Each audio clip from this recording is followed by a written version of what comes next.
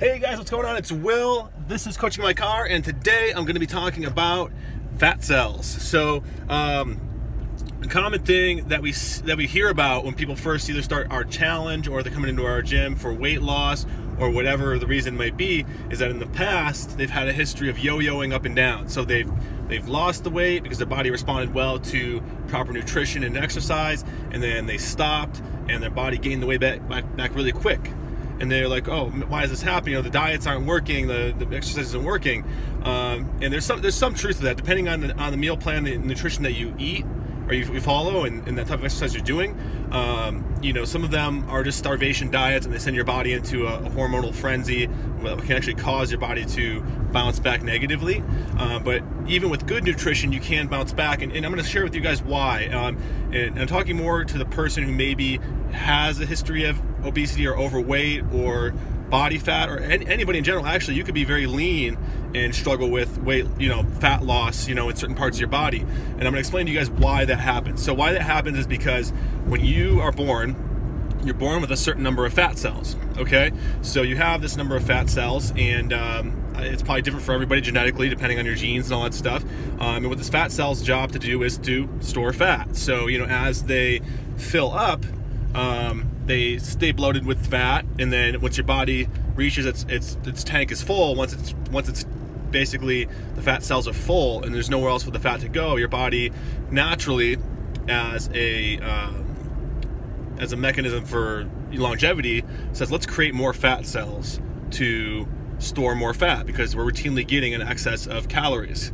So your body goes into this mode of creating more fat cells and storing more fat, and what happens is your body never gets rid of those fat cells. So there's not a ton of definitive science on this yet. There's some studies, but most of them point towards the fact that you can't lose these fat cells. So what happens is, in order to lose the weight, the fat cells have to shrink. They have to go from big to small, but you still keep those fat cells. So what happens is when you go back to, you did a meal plan, you did a new diet or whatever, one of these fad diets or whatever that wasn't sustainable, and you went back to eating normally afterwards, you started filling up those fat cells again. But because you have an excess of fat cells from being overweight before, your body is more efficient at storing fat than some other people who maybe were leaner before.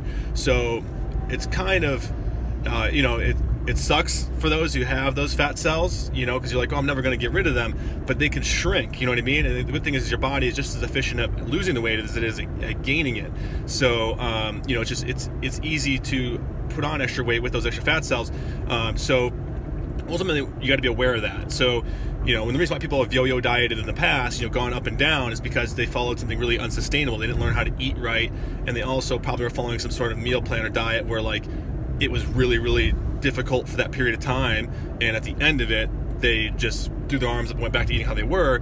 So they just refill that tank of those fat cells. So, and there's also a cascading of effects where, when those fat cells fill up, when they get near maximal, your body starts to go into a state of inflammation. Now, inflammation isn't always a bad thing. It's kind of portrayed as a bad thing these days, but inflammation happens when you bang your knee really hard, and that knee turns red, and it bruises, and it fills up with fluid, and then that fluid is our cells that help repair the damage. So that's a good thing. That's how your body repairs itself. Now, the same thing happens in a negative way inside your body when you fill up these fat cells too quickly, or you max them out to where they're at their maximal capacity right before your body starts creating more.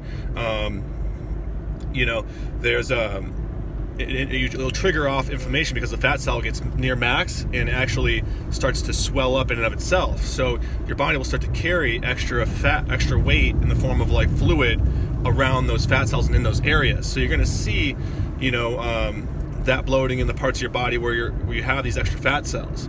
So that's where eating properly comes in. Eating a low inflammatory diet, and getting your body the proper exercise is going to help flush out excess inflammation in the wrong ways. Also, hydrating properly is super, super important. So, drinking lots of water over the day is going to help flush out, the inflammatory effects, but mainly it's going to come from your nutrition and eating properly. So that's why, with the challenge, with our meal plan, you have a degree of flexibility. It's not super restrictive, because if you go super restricted, if you do keto or one of these other ones that aren't super sustainable afterwards, at the end of it, you don't really know how to eat properly in normal life, because you can't eat keto for the infinite number of years left in your lifespan. You have to find a way to eat balanced and maintain and keep the inflammation down. So our food list on our meal plan actually is targeted towards those types of foods, and allows a degree of flexibility to where, like, hey, if I don't want to eat chicken today, I can eat steak. If I don't want to eat broccoli today, I can eat potatoes. If I don't want to eat avocado today, I can have some nuts or coconut oil or something else. So that's the key with this thing, guys, is flexibility and learning what proper foods and proper portions look like, getting good exercise, and reducing inflammation in your body. So one, you can reduce the size of those fat cells, shrink them down by starving them. And when I say starving, it doesn't mean not eating, but I mean by eating properly, you're starving the fat cells and fueling the good cells, like muscle cells and other types of things in your body that help you look and feel better. So I'm going to cut it short right there, guys. I don't want to go on too much about it. There's a lot of information on this on the internet. You can look up like fat cells and inflammation, or you can Google